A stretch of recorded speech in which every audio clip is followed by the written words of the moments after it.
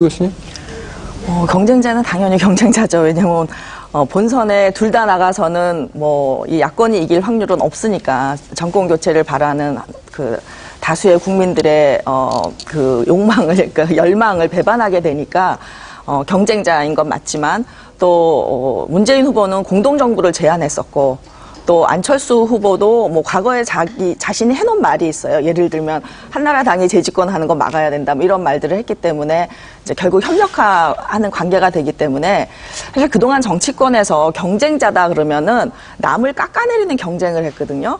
근데 이제 문재인 후보와 안철수 후보의 공통점은 둘 다 정치할 생각이 없었던 분들이에요. 근데 시대가 불러서 어쩌다 보니까 이제 떠밀려서 나온 분들이다 보니까 자기만이 할 수 있다라는 그런 권력력이 기존의 정치인들과 좀 다르게 작다, 오히려 소명의식이 많다, 이런 점에서 둘이 굉장히 동반자적인 협력 관계를 보여주기 때문에 저는 국민들한테 정치가 이럴 수도 있구나 하는 어떤 새로운 표본을 보여준다는 점에서 저는 그 안철수 후보의 그 출마 결단이 사실 안 후보로서는 저는 굉장히 많은 걸 잃는 결단이었다고 생각하는데 참 힘든 결단을 했다. 그런 면에서 굉장히 좋은 정치의 모습을 보여줘서 한국 정치를 그야말로 크게 쇄신하는 계기가 되지 않을까, 이렇게 봅니다.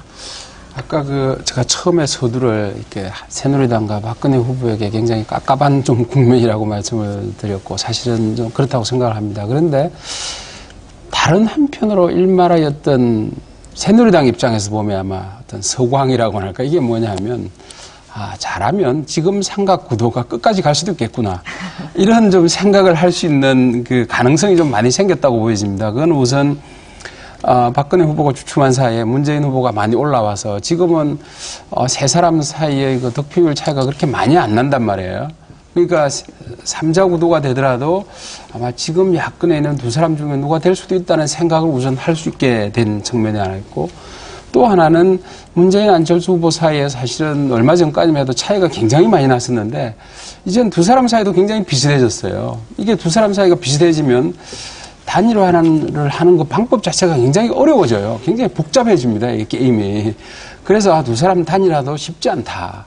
따라서 이게 잘하면 삼자 구도를 갈 수 있고, 삼자 구도가 되면 그래도 새누리당과 아마 박근혜 후보 쪽에서 보면은 상당히 또 해볼 만한 게임이다, 이렇게 생각할 수 있을 것 같아요. 그 반면에 아마 새누리당 쪽에서 나오는 위기의식은 결국은 단일화를 하지 않겠느냐. 이제 그래서 단일화를 했을 경우에 굉장히 우려되는 상황이 벌어진다. 새누리당 입장에서 그렇다 이거죠.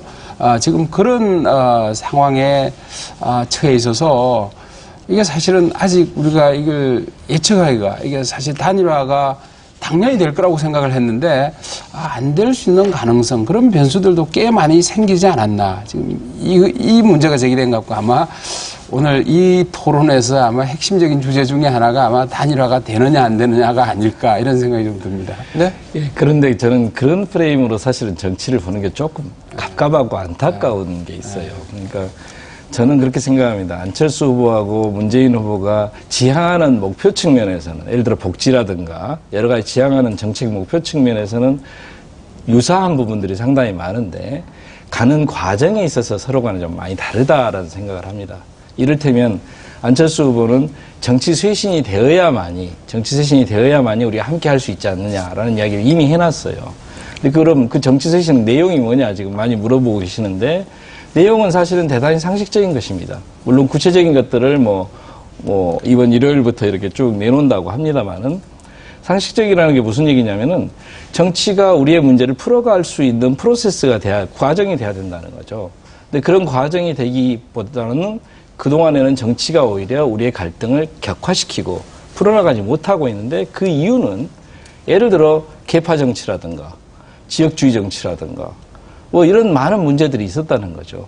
그런데 그런 문제를 만약에, 저는 그렇게 생각합니다, 제 개인적으로, 그런 문제를 문재인 후보 측이나 민주통합당에서 해결할 의지가 전혀 없다면 안철수 후보 측에서는 함께하기가 매우 어려울 거 아니겠어요?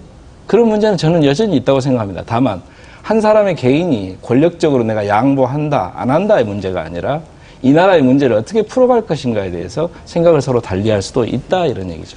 제가 잠깐만 제가 좀 그 반론을 좀 해드리고 싶은데, 맞습니다. 안철수 후보가 이제 내건 게 자기는 정권 교체보다